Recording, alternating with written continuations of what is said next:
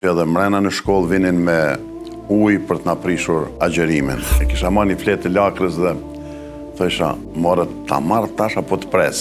Nana është personi që më ka plotësuar gjithëherët mangësinë në shpirtin, mendjen dhe zemrën time. Shënjestër.net. Ti 58 Ramazan me radhë imi që vjen. Kam filluar të agjeroj, më kujtohet mirë kur unë isha në klasën e parë fillore. Dhe që prej atëherë nuk në vazhdimsi kemi agjeruar muajin e bekuar të Ramazanit. Ndaj e di që ishte stinë e dimrit, di që ishte lehtë për të agjeruar në atë kohë. Sigurisht që koha kur bizatron të komunizmi ishte tepër e vështirë. Më kujtohet mua si i ri kur aq shumë kishte ndikuar sistemi komunist ateist, sa që edhe mrena në shkollë vinin me ujë për të na prishur agjerimin.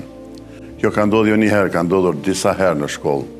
Mirë pa falë Zotit që kemi qenë disa aty që nuk e kemi prishur, përkundër kërkesës së profesorëve të disa, se ka pasur profesorë që agjeronin, të disa profesorëve dhe profesoresha ne nuk e kemi prishur asnjëherë agjerimin e muajit të bekuar të Ramazanit. Kujtohet një natë dhe babai im kishte sjell një qerrë me lakra, se atje tek ne millnin lakna në fshatrin tonë. Dhe unë si i ri kishte edhe pak iftari dhe isha mbrapa qerrës dhe e kisha marrë një fletë të lakrës dhe thësha, isha morë ta marrë tash apo të pres. Kjo ishte ajo që ende gjithherë kujtoj dhe falë Zotit që prite edhe pak kohë dhe erdhi iftari dhe e vazhdu me tutje. Pra ishte kënaqësi shumë e madhe kur nana vinte rahmet pas në syfyr dhe neve na zgjonte për të grënë syfyr. Ishte ndjenja jashtëzakonisht e madhe. Ne fatbarësisht në fshatin tonë kemi pasur xhamin. Dhe është shumë interesant të përmendet që në atë xhami ka gravituar atëherë fshati Kryshevc, pastaj i kemi thënë Nakarad, pastaj edhe shqiptarët të cilët jetonin në fushë Kosovë dhe tër fushë Kosova e kishin vetëm atë xhami të vogël në fshatin Lismir. Nuk ishte xhami tjetër.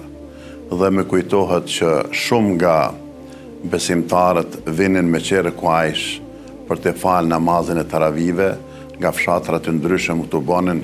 Andaj prindërit unë kisha me këshilluar edhe tash, ashtu si na kanë këshilluar prindërit edhe tonë ma herët, që me fëmijë të merren më shumë, sepse fëmia është dhuratë të madhe të Zot Xheleshanuhu. Nuk ka asnjë dhuratë më të madhe sa fëmiu. E Zoti neve na ka urdhëruar në Kur'an kur na thot që neve të ruajmë veten tonë, u anfusakum wa ahlikum nara.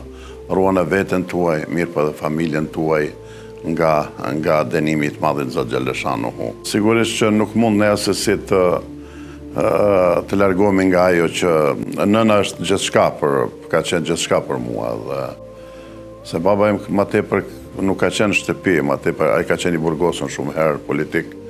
Kështu që të gjithë fëmijët ne kemi qenë përreth nanës dhe nana është personi që ka shoqëruar gjithherë dhe më ka plotësuar gjithherë atë mangësinë në shpirtin, mendjen dhe zemrën time.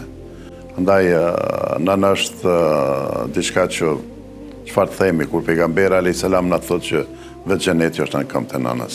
Për kujdesja për nanën, për kujdesja për prindërit, është urdhër i madh i Zot Xheleshanuhu. Shënjestër.net